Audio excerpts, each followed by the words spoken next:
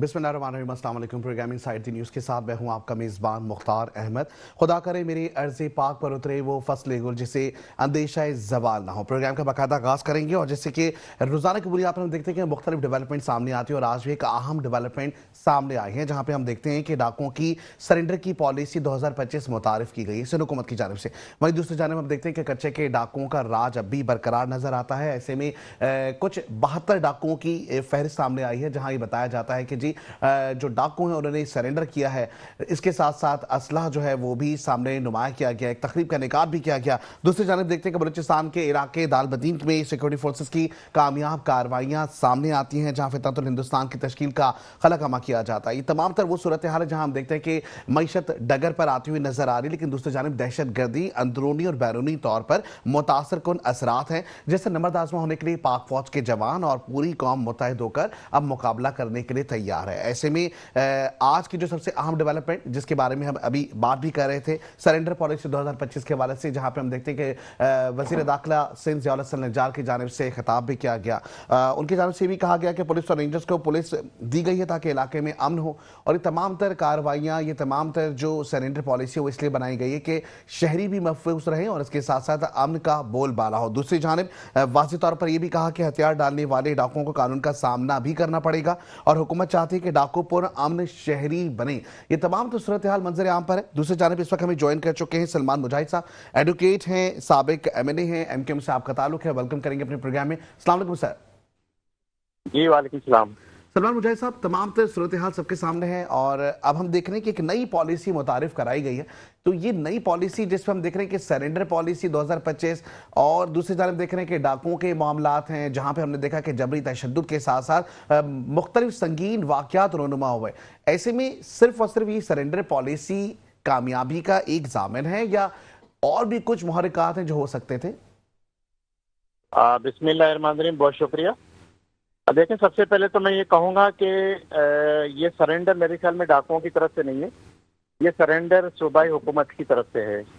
क्योंकि वो पकड़ने में, डाकुओं का कलाकमा करने में, डाकुओं के खिलाफ कार्रवाई करने में सिंध हुकूमत बिल्कुल ही नाकाम हो चुकी थी और उनकी रीट कहीं भी कायम नहीं रही थी। आप अंदरूनी सिंध में जब चले जाते हैं, शिकारपुर में, कच्चे के इलाके में, जैकबाबाद में और आपका सक्खर वगैरह में, मोटरवे पे आप देखते हैं।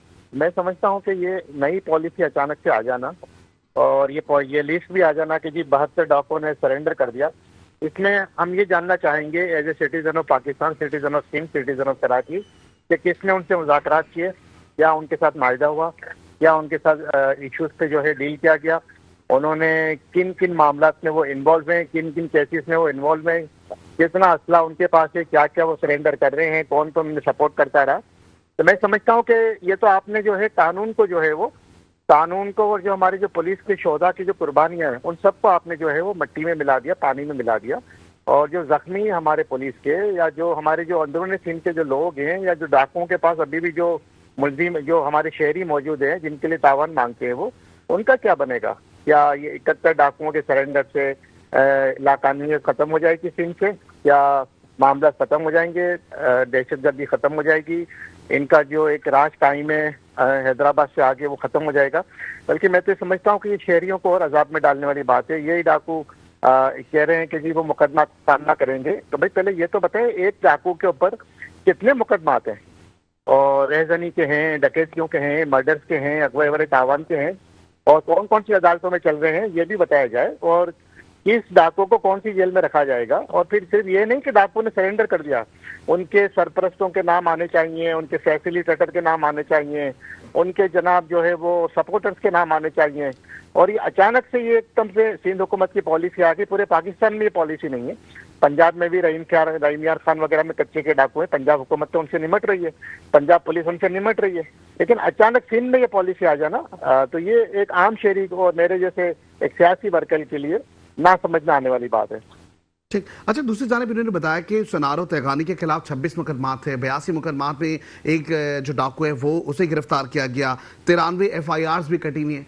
तो ये जो एक तासुर है, अगर इस तरीके से हम देखें कि इस तरह के मुकदमात तमाम संगीन नौयत के सामने आए हैं और उसके बावजूद ये डाकू जो है वो कानून के कटहरे से बाहर है, तो इस वक्त जो कानून के कटघरे में ये आए हैं, तो ये कैसे आ सकते हैं जब इतने सारे मुकदमात हो चुके हैं इससे पहले भी, और तमाम मुकदमात के ऊपर भी सवाल तो फिर ये भी अदालत की तरफ से पड़ता है कि जी जनाब कारकर्दगी क्या रही। सर बात यह है कि पाकिस्तान में कानून मौजूद है, सिंध में कानून मौजूद है, या पीपीसी है, सीआरपीसी है, कॉन्स्टिट्यूशन ऑफ पाकिस्तान है, या एंटी टेररिज्म एक्ट है। तो ये तमाम कानून इसीलिए बनाए गए कि मुजरिमान का ट्रायल करके, मुजरिमान का ट्रायल करके सबूत और शवाहिद के साथ उनको सजा दी जाए। ये ना कि उनको क्लीन चिट दे दी जाए। अभी आप बता रहे हैं कि एक डाकू के ऊपर 82 मुकदमा आते हैं, एक के ऊपर 50 मुकदमा आते हैं। तो भाई उन्होंने जुर्म किया तो मुकदमा बना ना, तो क्या आप उनको क्लीन चिट देने जा रहे हैं? क्या आप उनको जो है बिल्कुल वॉश आउट करने जा रहे हैं, या उनको बिल्कुल साफ सुथरा करने जा रहे हैं? और जो पेंडिंग केसेज है उनके खिलाफ जिनमें चालान सबमिट हुए नहीं हुए, उसकी क्या अभी तक प्रोग्रेस है, उसकी क्या कंडीशन है?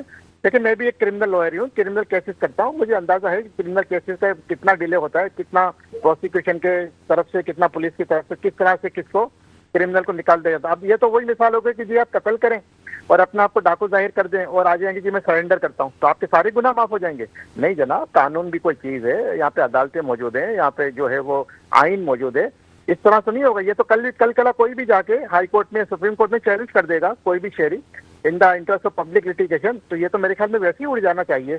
तो मैं समझता हूँ कि सिंध हुकूमत को अपनी पॉलिसी पे जो है वो रिकंसिडर करना चाहिए। और मैं समझ, अगर उनको माफी देनी है तो फिर आम माफी का ऐलान कर दें।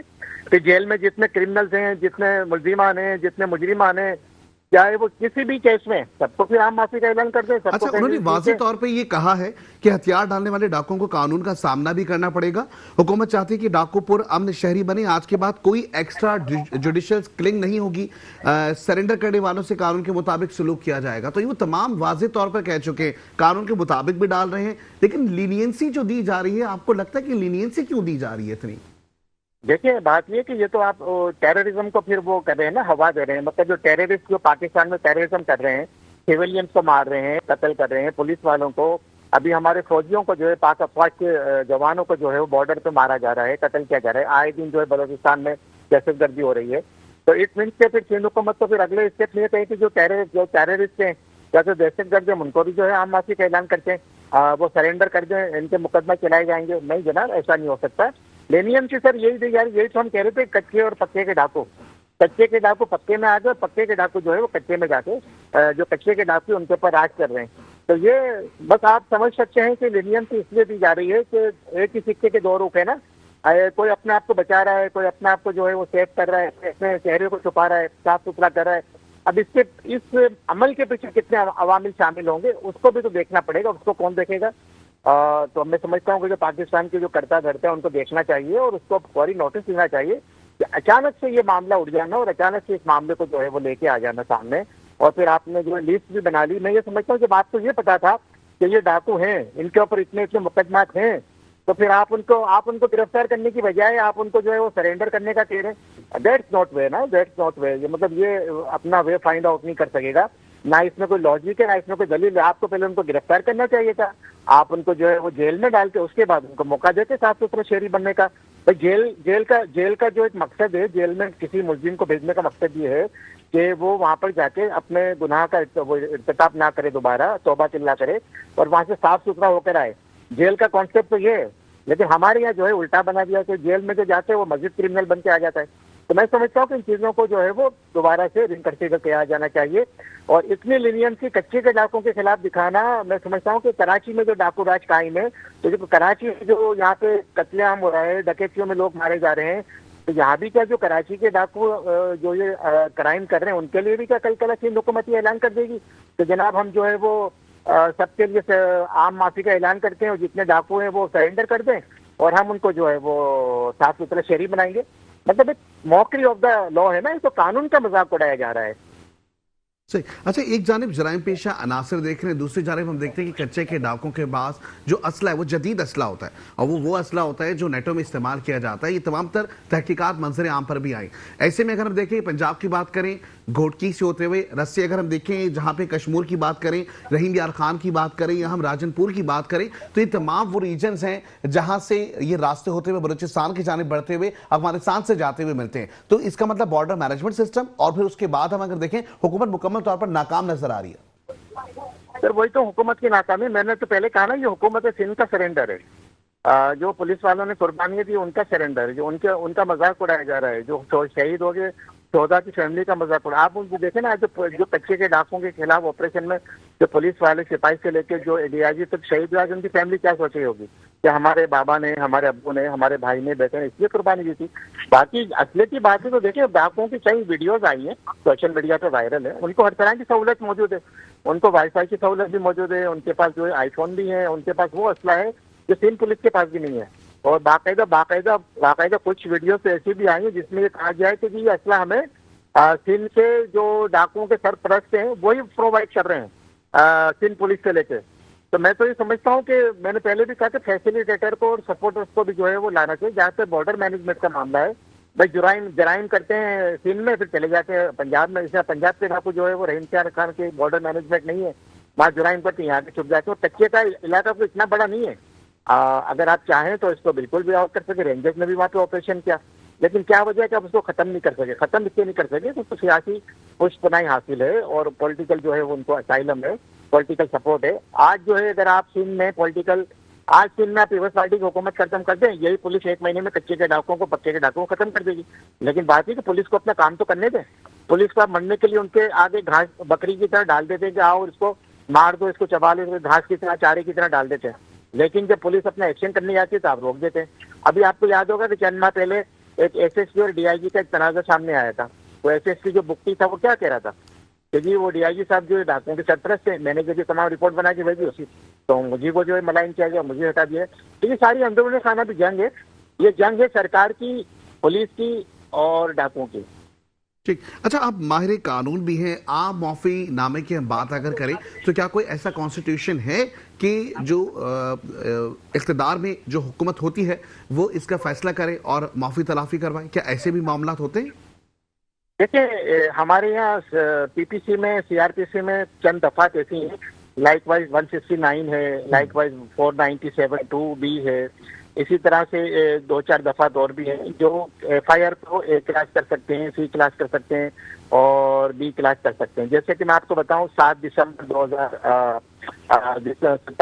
2007 जो कराची में बेनजीर साहिबा की शहादत पे, जो यहाँ पे जो एक कराची में दहशतगर्दी हुई थी 3 दिन तक पूरे सिंध में, और करोड़ों नहीं अरबों रुपए का नुकसान हुआ, अमलाक को जला दिया गया, लोगों को मारा गया। आज भी 3 लड़कियां जो है जिनका रेप किया गया वो गाड़ी में अपने घरों तो नहीं पहुंची, यहाँ ट्रांसपोर्ट से 3 दिन तक कराची जलता रहा। उस पर जो है वो सैकड़ों मुकदमत बने थे। लेकिन 2018 में जैसे ही 2008 में जैसे ही पीपल्स पार्टी की हुकूमत आई सिंध में, वजीर आला साहब ने जो है पहले ही काबीना के इजलास में काबीना की मंजूरी से जितने भी 27 दिसंबर के मुकदमात थे सब खत्म कर दिए। तो आम माफी तो होगी ना, तो सिंध हुकूमत तो या हुकूमत को इख्तियार तो होए। लेकिन इस तरह से आप जो है वो क्राइम को बढ़ावा देंगे और क्रिमिनल को सपोर्ट करेंगे और जंबी से कलम में अगर आप इसको खत्म कर देंगे तो फिर आप कानून को भी बंद कर दें अदालतों को, बंद कर दें थानों को, ना कोई प्रोसिक्यूशन होगा, ना कोई क्रिमिनल को किसी बात का डर होगा। वैसे भी देखे ना हमारे यहाँ कौन सा ऐसा काम हो रहा है, यहाँ बच्चियां अगवा हो जाती हैं, महीना गुजर जाता है, पुलिस कोई काम ही नहीं करे, ना उसको रिकवर कर रही है, ना उसको जो है वो मुल्जिमान को पकड़ रही है, बल्कि मुल्जिमान को फैसिलिटेट किया जाता है कि जाके अपनी बेल करा लो। ये तो सूरत हाल है हमारे यहाँ। तो अब उन माँ बाप से पूछें, उन लोगों से पूछें जिनके घर से लोग चले गए। तो ये आम माफी का जो कॉन्सेप्ट है ये भी खत्म होना चाहिए। ये कोई बादशाह का निजाम नहीं है, जमहूरियत है, डेमोक्रेसी है और यहाँ पे पॉलिटिकल विल पे मामला चलते हैं। लेकिन हमारे सिंध में तो एक अजीब ही सिलसिला बन गया है कि सिंध को जो है सिंध की राजधानी बना दिया गया। 18वीं तरमीम इसीलिए की गई थी कि सिंध को अपनी राजधानी बनाना था। यहाँ तो माफिया ने जो है वो कंट्रोल किया हुआ है, चाहे वो कराची हो चाहे वो सिंध हो, हर जगह के सिस्टम के नाम पे कंट्रोल है, हर इदारा कंट्रोल है। कोई इदारा अपने आप में अब हर इदारे को आपने तबाह करके रख दिया है सिर्फ अपने जाती मफादात के लिए, सियासी मफादात के लिए, अपनी सियासी जो है वो उड़ान के लिए। लेकिन कब तक चलेगा ये मामला? अच्छा, इख्तिदार में आने वाली जो भी हुकूमत होती है उससे हलफनामा लिया जाता है जिसमें वो अवाम की मुहाफिज होती है, खास करके अवाम की इज्जत माल की हिफाजत करती है। ऐसे में अवाम की जानिब से अब ये तासुर, इस तरह के जो मामला सामने आ रहे हैं, ये तासुर अब डेवलप हो रहा है जिसमें अवाम का तासुर है कि मुहाफिज ही दर हकीकत डाकुओं के मुहाफिज नजर आ रहे हैं। मतलब अवाम के रखवाले कोई नहीं है क्या? सर देखिए ना, आप सिंध के अवाम से पूछ लेना कि डाकुओं ने वहाँ पे क्या हाल किया हुआ है। मतलब वो थानों में जाके वीडियोस बनाते हो, कहते पुलिस वाले हमारे कुछ नहीं कर सकते। फिर आप कराची में हाल देख लीजिए, कराची में जो एसएचओ अंदरूनी सिंध से आके थाने में लगता है, लाखों रुपए करोड़ों रुपए देके वो अपने साथ डाकुओं को भी लेकर आता है और फिर कहता है ये इलाके की जुरिसडिक्शन मेरी, जो करना है करो, तुम्हारे खिलाफ कोई एफआईआर नहीं होती। और हम देखते हैं यहाँ पे क्रिमिनल्स, यहाँ पे डाकू, यहाँ पे चोर, यहाँ पे मर्डरर्स, यहाँ पे लोगों को लूटते भी है, मारते भी हैं इस शहर कराची में। हर क्रिमिनल को यहाँ पे सपोर्ट किया जाता है, चाहे वो डंपर से मारे, चाहे वो गन से मारे, चाहे वो आपको गोली मार के मार दे। तो बदअमनी तो शहरियों का एतमाद तो पुलिस पे और हुकूमत सिंध पे खत्म हो चुका है। अब शहरी अपनी मदद हाथ के जब कोई एक्शन लेते हैं तो पुलिस उन्हें जाके पकड़ लेती है। अच्छा, अभी जैसे गवर्नेंस का फुकदान नजर नहीं आ रहा। जैसे हम वैसे भी पंजाब और सिंध की जब बात कर रहे होते हैं कारकर्दगी पर या हम कभी इंफ्रास्ट्रक्चर पर बात करते हैं तो बड़ी तफसीलात के साथ गुफ्तगू तो होती है, वहीं बहस भी जारी होती है। लेकिन अब जो ये मामला है जिसमें हम देख रहे हैं कि अगर यही कच्चे के डाकू पंजाब की जानिब रुख करते हुए नजर आते हैं तो ऐसे में पंजाब गवर्नेंस भरपूर क्रैकडाउन करती हुई नजर आती है और ऑपरेशन करती है। लेकिन वही चीज जो सिंध में हमें नजर आ रही है जहां पे लीनियंसी नजर आ रही है, तो इन दोनों की परफॉर्मेंस जो है जिसकी वजह से हमें लगता है कि फिर ये दहशतगर्दी को हवा देना नहीं है। सर देखिए, पंजाब सबसे बड़ा सूबा है और पंजाब में एक वजीर आला है। हमारे सिंध में 8 से 10 वजीर आला हैं जो अपनी अपनी हुकूमत चलाते हैं। कोई फेवर करता है, कोई सपोर्ट करता है, कोई जो है वो फंडिंग करता है, कोई उनसे फंड लेता है, कोई बंदे अगवा करवाता है तो फिर अपने बंदे छुड़वाता है लोगों से डील करके। कोई करोड़ लेता है, कोई 2 करोड़ लेता है, उसमें अपना कमीशन रखा जाता है। बल्कि रिपोर्ट्स तो ये भी आई कि जो अंदरूनी सिंध के एमएनए एमपीएस है वो बाकायदा सरप्लस भी करते हैं और वो डील करते हैं कि हाँ भाई आपका बंदा पकड़ा है, तावा मतलब अगवा हुआ है तो चले हम इसको छुड़वा देते हैं। उनसे रब्ता किया जाता है, फिर वो मैसेज करते हैं हाँ जी पैसे मिल गए, बंदा छोड़ दो। तो ये फर्क है कि पंजाब में और सिंध में ना। और सिंध में तो देखें, सिंध हुकूमत को अवाम की और कानून की तो कोई पड़ी नहीं है ना। यहाँ तो बस ये है कि माल बनाओ और बस वो जेब में डालो। मतलब वो लोग आते हैं कि जी वो कहते हैं कि मतलब छोटे छोटे महकमों में आप देख लीजिए, मेरा रोज का मामला होता है अदालतों में जाना, वहाँ आप देख लीजिए क्या सूरत हाल है। कहते हैं जी तनख्वाह तो हम सिर्फ जो है वो आने की लेते हैं, बाकी तो रिश्वत तो हम जो है काम करने की लेते हैं। अब तो हर महकमा, चाहे वो वाटर बोर्ड हो, केएमसी हो, एसडीसी हो, केडीए हो, अदालतें हो, यानी हर महकमे में ये सिस्टम राइज हो गया और हर कोई जो है चाहता है कि बस पैसे कमाए, काम किसी को नहीं करना। तो ये करप्शन का निजाम कब तक चलेगा और कौन इसको रोकेगा? हम तो खुद अब मतलब ये सोचने पे मजबूर है कि आखिर इसका अंजाम क्या होगा। तो मैं ये समझता हूँ कि गुड गवर्नेंस की जरूरत है। सिंध में जितनी बैड गवर्नेंस की मिसालें सिंध में मिलेंगी, कहीं नहीं मिलेंगी। अब इनसे सवाल होता है कि कराची की सड़क खुदी हुई है, कराची की सड़क जो है खराब है। ये जवाब देते हैं कि आप जाके वो दिल का हॉस्पिटल देख लीजिए शेरपुर मीरठ में कैसा काम कर रहा है। तो जवाब क्या कहते हैं, वो सवाल चना और जवाब गंदम, कोई ऐसा ही सिलसिला इनका। ठीक। अच्छा, दूसरी जानिब एक और जो बात सामने आती है, घोटकी का कच्चे का जो इलाका है, बताते हैं कि अभी तक क्लियरेंस नहीं हो सकी है इसमें। अभी क्लियरेंस क्यों नहीं हो सकी? एक जानिब हम देख रहे हैं कि सरेंडर पॉलिसी सामने आई, दूसरी जानिब जो है वो 72 डाकू हम देख रहे हैं कि जी उन्होंने खुद हथियार रख दिए। ऐसे में तो घोटकी में फिर ये क्लियरेंस ऑपरेशन या जो क्लियरेंस है वो क्यों नहीं हुई? इसका मतलब ये हुआ कि अब भी अंदेशा है दहशतगर्दी का। सर देखिए ना, ये तो वही बात हो गई ना, पिछले सालों में हमने देखा हुआ कि बलोचिस्तान में जो वो दहशतगर्द आते थे, वो कहते जी हमारा इतना बड़ा ग्रुप है, हम सरेंडर कर रहे हैं। लेकिन बलोचिस्तान में दहशतगर्दी तो कम नहीं हुई ना। वहाँ पे लोग दहशत जो नेट जो टीमें हैं जो वहाँ पे तंजीमें वो काम तो कर रही हैं। अब यही सिलसिला है। अब हमें तो ये भी नहीं पता कि डाकू हैं भी कि नहीं है, या किसी के कमकार हैं, या किसी के खेतों में काम करते हैं, या किसी के घर के नौकर हैं, उनको डाकू बना के पेश कर दिया गया। भाई असल डाकू तो जब पकड़े जाएंगे तो हमें पता चलेगा ना, आवाम के सामने लाए जाएंगे, उनका ट्रायल होगा, उनको बताया जाएगा। लेकिन आप देख लें, आप लाड़काना में देख लें, आप जैकाबाद में देख लें, कनकोट में देख लें, सक्कर में देख लें, दिन दिहाड़े आते हैं, मोटरसाइकिलों पे आते हैं, लोगों को अगवा करके ले जाते हैं, मार के चले जाते हैं। अभी एक पिछले साल एक मास्टर को मारा था, वो अपने बच्चे के साथ जा रहा था, टीचर था, आज तक उससे कातिल नहीं पकड़े। तो बात यह है कि आपने कातिलों को पकड़ना नहीं है, मुजरिमान को पकड़ना नहीं है, लेकिन आप मुजरिमान को डाकों को सहूलत देने को तैयार है। उनके लिए आप पॉलिसी लेके आते हैं, लीनियंसी पॉलिसी, नरम पॉलिसी, उनको शरीफ जो है वो शहरी बनाएंगे। भाई बात सवाल यहाँ पर ये पहला होता है कि पहले आप तो मौजूद शहरी बन जाएं, पहले आप तो करप्शन छोड़ दीजिए, आप तो जो है जो आपका हक हुक्मरानी उसको सही अदा कर दीजिए। लेकिन बात वो ये ना कि जब अकलियत की हुकूमत इज्तिमायत से वारिद होती है तो फिर वही काम करती है।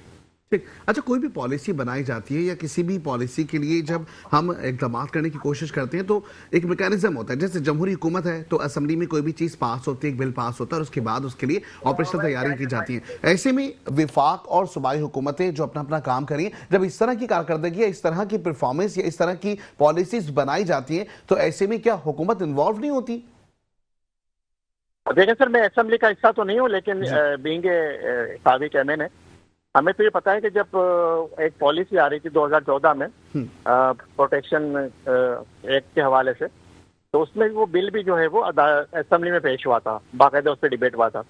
तो मैंने तो अभी तक ना न्यूज़ में देखा ना किसी अखबार में पढ़ा कि ये पॉलिसी सिंध असेंबली में पेश हुई हो, इस पर डिबेट हुआ हो और इस पे कोई प्रोस एंड कॉन्स को देखा गया हो और इसके जो एक लफ्ज बेनिफिट्स इस्तेमाल बताए हुआ, गए हो। मरबूत हिकमत अमली बनाई जाएगी, ये कौमी असम्बली में इस बात पे गौर फिक्र किया गया, लेकिन ये मरबूत हिकमत अमली नजर आती है आपको कहीं से भी?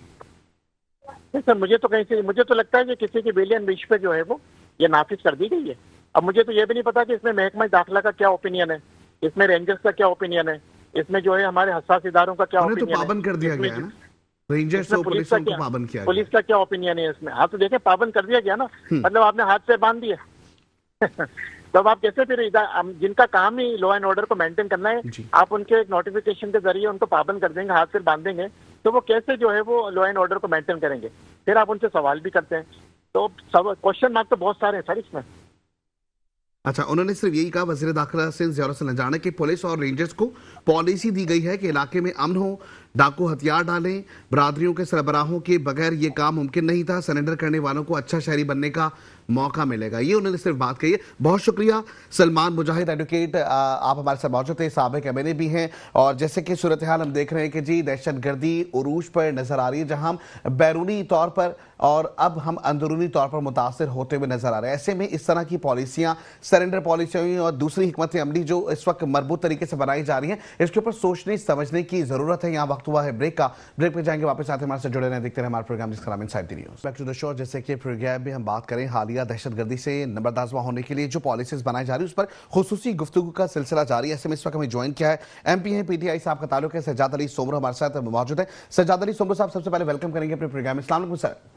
जी वालेकुम सलाम, आप कैसे हैं? ठीक है अल्हम्दुलिल्लाह। सज्जाद अली सोमरो साहब, तमाम तो सूरत हाल सबके सामने है। आज एक और पॉलिसी मंजर यहाँ पर आई है, सरेंडर पॉलिसी 2025 की तकरीब का इनेकाद किया गया। वहीं हम देख रहे हैं कि डाकुओं को सरेंडर करने का कहा गया, डाकुओं ने सरेंडर किया।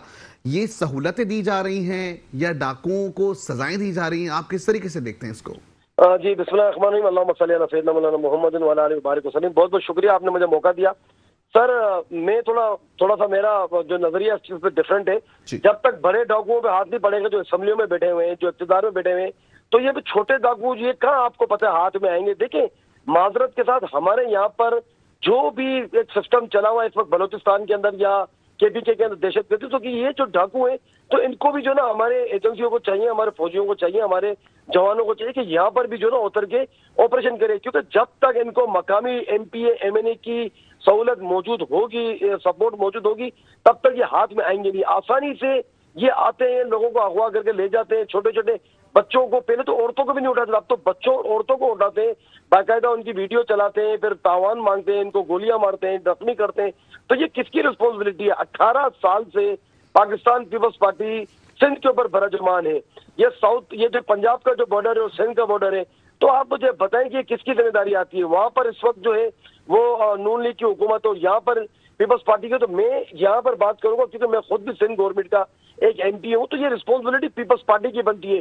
सिर्फ ये जो डाकुओं को सियासी तौर पे इस्तेमाल ना किया जाए, कच्चे के डाकू, पक्के के डाकू, ये सिर्फ एक सियासी नारा उन्होंने बना दिया है, जिसको जो जी आदमी आता है वो आके अपनी चीजें इस्तेमाल कर रहे हैं। देखें अब वक्त आ गया है कि अब आप मीडिया वालों को भी ये स्टैंड लेना पड़ेगा इसके साथ साथ कि अगर हमारे मुल्क के अंदर बीएलए, अलकायदा, टीटीपी, ये जो बैक तालिबान, जो भी एक्सपर्ट जो चीजें, उसके अंदर कच्चे के डाकुओं को भी शामिल करना पड़ेगा कि ये लोगों की इज्जतों से, लोगों के जो है ना वसाइल से खेलते हैं। आप मुझे बताएं कि आप रात को मोटरवे की तरफ जा सकते हैं? आप मोटरवे की रात को घोटकी हो गया, रात को सखर से आगे जितने भी मोटरवे के इलाके, रहीम यार खान हो गया, एक्सवाइजेड सादकाबाद, जो भी इलाके हैं, तो क्या अगर कोई रात को विदाउट कॉन्वॉय कोई सफर कर सकता है? अगर अकेला कोई जाएगा तो गोलियों की तड़तड़ाहट होती है। मोटरवे के ऊपर ही जो है आपके डाकू आ जाते हैं, मोटरवे से कैमरे चोरी हो गए, वहां रिफ्लेक्टिंग लाइटें लगी हुई है, वो खोद के ले गए। तो मेरे भाई ये किसकी जिम्मेदारी बनेगी? ये जिम्मेदारी बनती है हमारी गवर्नमेंट की। लेकिन गवर्नमेंट जब आपस में पहले ताड़ी बारी फिर साड़ी बारी, तो फिर आपको क्या लगता है कि ये अपने मुफाद के लिए आएंगे तो ये आवाम के मुफाद के कहा कोई खास सोचेंगे? बिल्कुल भी नहीं सोचेंगे। आप ये जो आप बता रहे हैं कि डाकू, सिलेंडर और ये सब सर नूरा कुश्ती है, कौम को एक ट्रक की बत्ती के पीछे लगाया हुआ है, पागल बना रहे हैं। अगवा बड़ा तावान होता है, पैसे सारे वसूल करते हैं, सबको पता है कि इसके पीछे मकामी MP MLA मिले हुए, उन पे हाथ डाले, खुदा की कसम ये कच्चे के डाकू खत्म हो जाएंगे। सज्जाद अली सुमरो साहब, आपने दहशत गर्दी में जो इन्वॉल्व जमातें उनके नाम लिए, आपने कहा कि बड़े डाकू भी मौजूद हैं, यही बड़े डाकू आपकी जमात को भी दहशतगर्द जमात कहते हैं, क्या कहेंगे? बात सुने, इस मुल्क के अंदर अगर कोई किसी भी पार्टी के अंदर कोई बड़ा दहशतगर्द डाकू बैठा है या जिसने भी उनकी फाइनेंशियली तौर पे सपोर्ट किया, चाहे वो मेरी जमात हो, चाहे across the board Noon league हो, पीपल्स पार्टी हो, MQM हो, कोई भी जमात हो, जमात इस्लामी मौलाना फजल रहमान JUI, उन सब पे इनको करे ना, सबूत लाए, पकड़े। हमने कब मना किया सर? हम तो चाहते हैं जो अक्रॉस द बोर्ड जो है वो आप ऑपरेशन करें और आप फेड़े झाड़ू, लेकिन नहीं, मुफाद परस्ती जब तक मुल्क के अंदर चलती रहेगी। मैंने आपको वही बताया ना कि यार जो हमारी पार्लियामेंट है वो सबसे ज्यादा सुप्रीम है, लेकिन माजरत के बाद बेक वक्त कर दिया गया हमारी पार्लियामेंट को, एक फार्म 47 की हुकूमत लाके बिठा दिया गया है। तो अगर आपको क्या लगता है कि ये हुकूमत जो सिर्फ अपना माल बनाने आई है, जो सिर्फ नेक को खत्म करके अपने कैसे खत्म कर दिया गया कि आप अरबों रुपए की, करोड़ों रुपए की आप जो है वो करप्शन करे, आपको पूछने वाला कोई नहीं है। किस रात रात माफ हो गए, वजीर आजम बन गए, वजीर आला बन गए, डाउन लिस्ट को किसी ने नहीं पूछा, किसी ने मेमो के स्कैनर नहीं पूछा।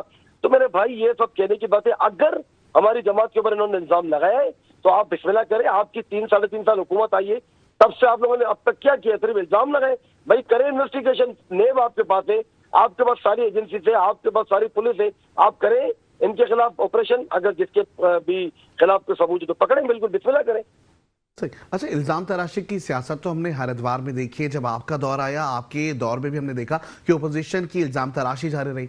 अब जिनका दौर है उसमें आप ओपोजिशन में, तो आप भी इल्जाम तराशी का ये बाजार लेकर आए हैं। ऐसा तासुर दिया जा रहा होता है और ऐसा तासुर जन्म लेता है जब बार बार इस तरह की बातचीत का सिलसिला रहता है। अच्छा, ऐसे में दूसरी जानिब जहां हम बात करें कच्चे के डाकुओं के हवाले से, एक जानिब हम देख रहे हैं पंजाब की सूरत हाल देखें और दूसरी जानिब सिंध की। अगर सूबाई हुकूमतों में देखें तो आपको गुड गवर्नेंस बैड गवर्नेंस नजर नहीं आ रही, क्योंकि पंजाब में भी देखें तो कच्चे के डाकों के लिए ऑपरेशंस किए जाते हैं, क्रैकडाउन हो रहा है, लेकिन सिंध की अगर बात करें तो वहां पे सरेंडर पॉलिसी अपनाई जा रही है।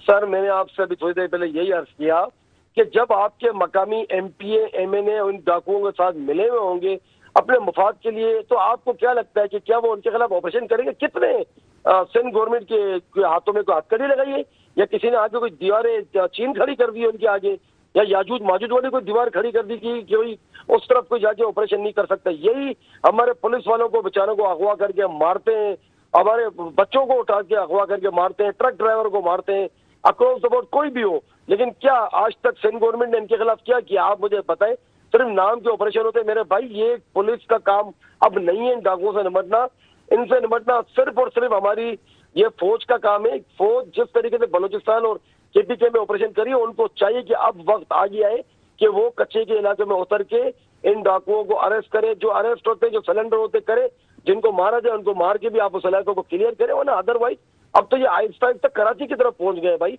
कराची में भी आप देख लें, आज सुबह भी जो है ना दहशतगर्दी हुई है, 2 लोग बेचारे मारे गए, मजहबी कोई थे, और इसके अलावा भी चीजें चल रही थी। हमने सिंध गवर्नमेंट के प्लेटफॉर्म पे खड़े होके हर बार, चाहे वो 6 नहरों का मामला हो, चाहे सिंध के अंदर अगवा बराए तावान का हो, या सिंध के अंदर कोई भी ऐसी, सर मैं तो आपको इतना हैरान हूँ, आप जो ये बातें कर रहे हैं ना, ये जो कच्चे के डाकुओं के, अभी मैंने एहतजाज किया था पिछले कोई 1 महीना पहले प्रेस कर थे सिंध से, इसी सिंध से गोडकी में एक बच्ची सायरा सुमरो वो अगवा हुई है। उस बच्ची को 2.5 साल हो गए, कोई पूछने वाला नहीं है आखिर सिंध की गवर्नमेंट कर क्या रही है। एक बच्ची जो अगवा हुई, जिनके ऊपर इल्जाम है, वो कहते हैं हमारे ऊपर दूसरी पार्टी ने FIR कटाई है, वो बोलते हैं हमारे ऊपर दूसरी पार्टी ने बताया। तो ये अब वो जो बच्ची सायरा सुमरो है उसको कौन जो है ना रिकवर करेगा? हमारी पुलिस उस पर कोई जवाब नहीं दे रही।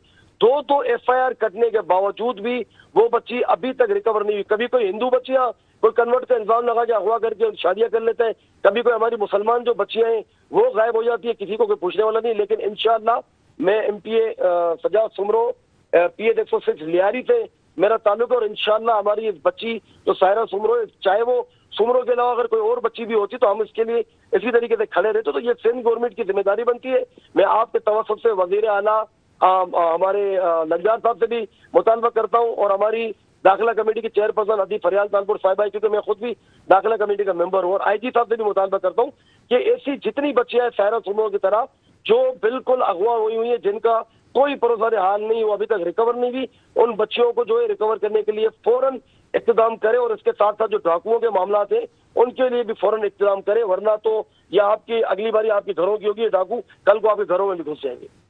ठीक। अच्छा, दूसरी जानिब आईजी सिंह ने कहा है कि अमन अमान की सूरत हाल अब बेहतर हो रही है, मगर उन्होंने ये भी मुतनब्बी किया है कि घोटकी का जो कच्चे का इलाका अभी तक क्लियर नहीं हुआ। अब ये दो चीजों के ऊपर बात जाती है, अभी तक क्लियर नहीं हुआ, इसका मतलब परफॉर्मेंस में कोई फेलियर है? सर बिल्कुल फेलियर 200% है। घोटकी कोई आप मुझे बताएं, कोई लिबिया का कोई इलाका है या कोई अफ्रीकन की कोई ऐसी कोई कंट्री है जहां पर कोई हालात ज्यादा खराब है? घोटकी भी पाकिस्तान का हिस्सा है, सिंध का हिस्सा है, तो घोटकी कोई ऐसी जगह से तो नहीं है कि जहां पर कोई ऑपरेशन जो है ना गुज़ीर हो। बिल्कुल करे ऑपरेशन, लेकिन नीयत जब आपकी नहीं होगी तो फिर नाम ऐसे ऑपरेशन को आप जो भी दे दे कुछ भी नहीं हो सकता जब तक आप दिल से ना करेंगे। आपकी नीयतों के अंदर होना चाहिए। सर ऐसे ऑपरेशन तो आप देखें ना, अब केवीके में भी तो कर रहे हैं ना, कि भाई दहशतगर्द वहां पर है, बलूचिस्तान में भी कर रहे हैं, तो क्यों नहीं जो है ना घोटकी में, सखर के कच्चे में या सिंध के जितने कच्चे हैं वहां पर ऑपरेशन क्यों नहीं कर सकते? कर सकती है, और हमारी जो है ये पाक फौज इंशाल्लाह करेगी। और आपके चैनल के तवज्जो से, प्रोग्राम के तवज्जो से मेरा भी ये मुतालबा है, खुदारा आईजी साहब, अभी हमारी दाखिला कमेटी की जो मीटिंग होगी उसमें ये हम बात रखेंगे कि भाई आखिर ये अच्छा, आप एक चीज देखें ना कि कभी ये जो कच्चे के डाकू हैं इनका मामला बिल्कुल ऊपर हो जाता है, कभी इनको दबा दिया जाता है। जब इनको ऊपर करना हो तो ऊपर आ जाते हैं, बिल्कुल हाईवे पे आके बैठ जाते हैं और चादर चार दीवारी आपके सामने जो मामला है। लेकिन बहरहाल इसमें जो है ना बिल्कुल मैं सिंध गवर्नमेंट की फेलियर मानता हूँ। अच्छा, लेकिन एक और लम्हा फिक्र बात यह है कि सैलाब जदगान के मामला है, सैलाबी सूरत हाल, पूरा पंजाब डूब गया, सिंध के अजला डूब गए, ये कच्चे के इलाके ये डूबे हुए भी थे, लेकिन ऐसे में डाकू नहीं पकड़े गए। सर इस चीज को किस तरीके से देखते हैं? सर वो जब आप असम्बलियों में डाकू बैठे होंगे तो आपको क्या लगता है कच्चे के पकड़े जाएंगे? पक्के के जब डाकू असम्बली में नहीं पकड़े जाते तो ये पर कच्चे वालों ने क्या बिगाड़ा है? कच्चे वाले तो क्यों उनके अच्छे लगेंगे? वो खुद डाकू है तो वो क्या दूसरों को पकड़ेंगे? तो माजरत के साथ भाई ये सब एक प्रीप्लान चीजें होती हैं कि सैलाब लाया जाता है ताकि उस तरफ कोई जाए ना, जमीनें खराब हो, कच्चे के इलाके कहे जाते हैं, और उस तरफ कोई पूछने वाला ना हो ताकि लोगों को उठा के यरगुमाल बना के वहाँ रखना, फिर अगवा से जो है ना रैंसम उनसे लेना करोड़ रुपए। ऐसे केसेस है मेरे भाई 99% केस तो जो है वो आप मुझे बताएं रिपोर्ट ही नहीं होते। और इसमें तो फिर हमारी कौम की भी कुछ गलतियां हैं कि कुछ ऐसे तड़कपन दिखाते हैं कि औरतों की आवाज में वो बातें करके आपको भी पता है कि लोगों को वहाँ बुलाते हैं और रास्ते पे अगवा करके ले जाते हैं। तो फिर लोगों को भी इस मामले में सोचना चाहिए कि ये जो इस वक्त मुल्क के हालात चल रहे हैं तो ये फिर हमारा सिंध भी कच्चे की डाकुओं की वजह से जो है किसी चीज में पीछे नहीं है, ये भी इनके साथ साथ आगे ही है और सिंध गवर्नमेंट को इसके ऊपर बिल्कुल एक्शन लेना पड़ेगा। सर एक और चीज जो सामने आ रही है जहां पे बोला गया है कि कच्चे के डाकू हैं जिनके नाम भी यहां पर मेंशन किए गए हैं, जिसपे किसी पे 49 मुकदमात हैं, किसी पे 42 मुकदमात हैं, किसी पे 82, 93 इस तरह की तादाद बताई गई है और इनकी सरों की कीमतें भी बताई जा रही है। ऐसे में जब इन पे मुकदमात हुए या FIRs कटी हुई हैं तो ये कच्चे के डाकू कैसे हुए? क्योंकि कच्चे के डाकू तो पहले नजर ही नहीं आते थे, और ये जो मुकदमात पहले बनाए गए क्या इनको पकड़ा नहीं गया या इनके खिलाफ कार्रवाई नहीं की गई? ये एक सवाल नहीं है भाईजान? इस मुल्क के अंदर आप देखिए उल्टी गंगा बह रही है। अभी तो पीका एक्ट आ गया, अब तो आपकी फ्रीडम ऑफ स्पीच भी आपसे छीन ली गई। अगर आप बात करें कोई उनको बुरा लगेगा वो फौरन जाके पीका एक्ट के लिए आपकी FIR काट देते हैं। तो मेरे भाई आप क्या बातें करते हैं? मैं आपको यही तो चीजें बता रहा हूँ कि कच्चे के डाकुओं को बिल्कुल फ्री छोड़ा हुआ है, लेकिन आम आवाम जो इस मामले में बात करे उनकी FIR काट दी जाती है। कच्चे के डाकुओं की FIR कटी हुई है। सर कच्चे के डाकुओं का मतलब ये नहीं है कि वो कोई कोकाफ में रह रहे हैं, साथ जमीन खोद के तो अंदर रह रहे हैं। वो आते हैं, वो शहरों में आके घूमते हैं। वो अब आपने बीच में सुना था कि कोई ये सांगर से भी कोई जो है, वो तो कच्चे का इलाके नहीं, वहां से भी किसी को अगवा करके ले गए थे, हैदराबाद से अगवा करके ले गए थे। तो फिर कराची कितना दूर है? 100 किलोमीटर 1.25 किलोमीटर पे तो दूर है कराची से। तो ये हर जगह घूम रहे होते हैं और सर इनको पुष्पनाई हासिल है। पुलिस के भी कुछ अफराद इनके अंदर मिले हुए हैं, मकामी जो पुलिस है, या आपको ही पता है। लेकिन ऐसे भी SSPs हैं, ऐसे भी पुलिस वाले हैं जो बेचारे मुकाबला करते हुए शहीद भी होते हैं, बेचारे जख्मी भी होते हैं। लेकिन मैं यही कह रहा हूँ काली भेड़ जब तक आप अंदर से नहीं निकालेंगे तब तक ये मामला जो इसी तरीके से चलता है। सजाद अली सोमरो साहब हमारे साथ जुड़े रहिएगा और यहाँ वक्त हुआ ब्रेक पे जाएंगे, वापस आते हैं हमारे साथ जुड़े रहे, देखते रहे हमारा प्रोग्राम जिसका नाम है inside the news. Welcome back to the show. और जैसे कि प्रोग्राम में बात हो रही है कच्चे के डाकुओं के हवाले से, जहां पर सरेंडर पॉलिसी 2025 मुतारिफ की गई है। ऐसे में ये सरेंडर पॉलिसी की जो अब आगे चल के ये देखना जरूरी होगा कि इस पॉलिसी पे अमल दरामद करते हुए कितना इस्तेफादा हासिल किया जा सकता है। ऐसे में सज्जाद अली सोमरो हमारे साथ मौजूद हैं। सज्जाद अली सोमरो साहब, दूसरी जानिब हमने ये भी देखा कि बताया गया वाज़ेह तौर पर कि हथियार डालने वाले डाकुओं को कानून का भी सामना करना पड़ेगा। हुकूमत चाहती है कि डाकू पर अमन शहरी बने, आज के बाद कोई एक्स्ट्रा जुडिशियल किलिंग नहीं होगी। सर, इस पॉइंट को किस तरीके से देखते हैं आप?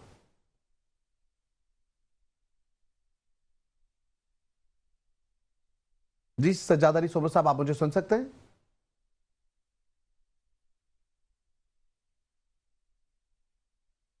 यहाँ आपको बता रहे हैं जहां पर एक्स्ट्रा जुडिशियल किलिंग की बात की गई है। यहाँ आपको वजीर दाखिला सिंध ने कहा कि पुलिस और रेंजर्स की पॉलिसी दी गई है कि इलाके में अमन हो। वहीं उन्होंने कहा कि डाकू हथियार डालें, बरादरियों के सरबराहों के बगैर ये काम मुमकिन नहीं है। वहीं दूसरी जानिब एक और जो बात सामने एक्स्ट्रा जुडिशियल किलिंग की आई है, इस पर सज्जाद अली सोमरो साहब, आप मुझे सुन सकते हैं इस पर?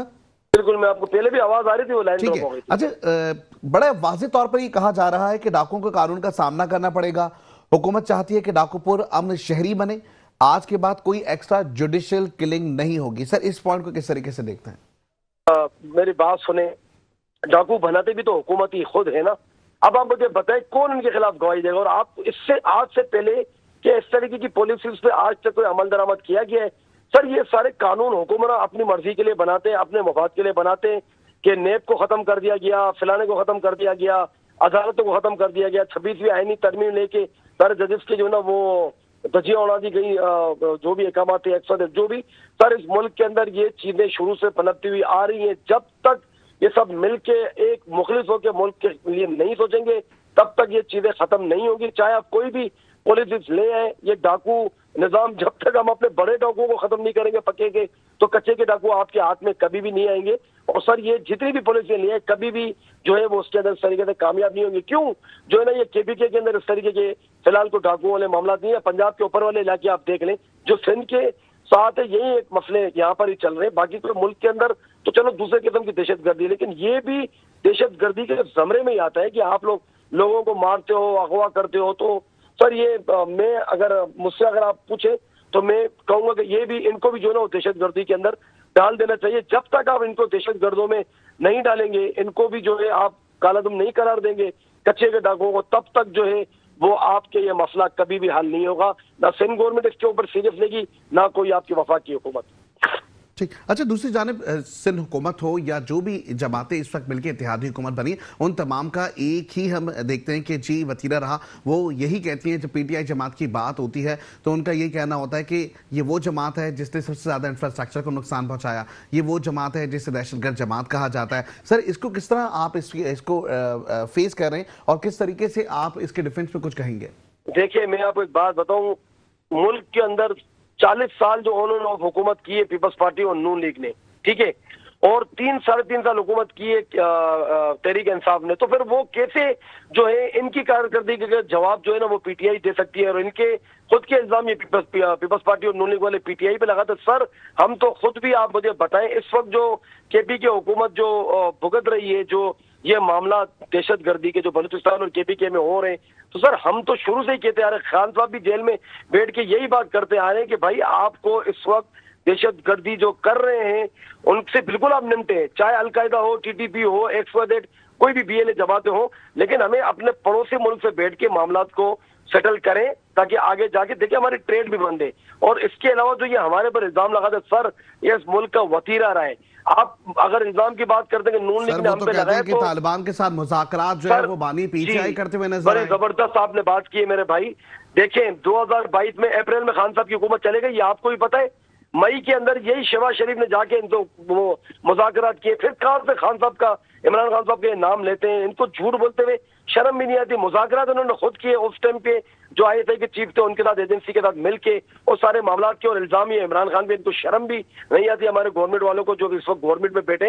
इन्होंने जो आईजीआई थे और तालिबान थे, नवाज शरीफ ने 90 की दहाई में 88 में पैसे लेके बेनजीर की हुकूमत जो खत्म की, तो इनको उस टाइम पे गैरत नहीं आई। जो इन्होंने मरियम नवाज साहिबा ने जो डाउनलोड की थी, आप मुझे पता डाउनलोड किया था, हमारे फौजियों पे हमला था, तो ये उनको बात करनी चाहिए। इंडियन एजेंट जिसकी कंपनियों से नवाज शरीफ की काम करते हुए पकड़े गए, आज तक नवाज शरीफ एंड कंपनी ने एक बार भी कोई मोदी के खिलाफ बात की, कलभूषण का नाम आज तक इन्होंने लिया, या अभी जो इंडिया से हमने जो अल्हम्दुलिल्लाह बड़ी अच्छी फतह हासिल की, एक बार भी नवाज शरीफ के मुंह पे वजीर आजम शहबाज शरीफ या जो है ना वो मोहतरमा केलेवरी, क्या नाम इनका, हमारी ये मरियम नवाज, इनके मुंह से कोई आपने एक बार भी कोई इन्होंने जो है ना वो कंडेम किया मोदी का नाम लेके?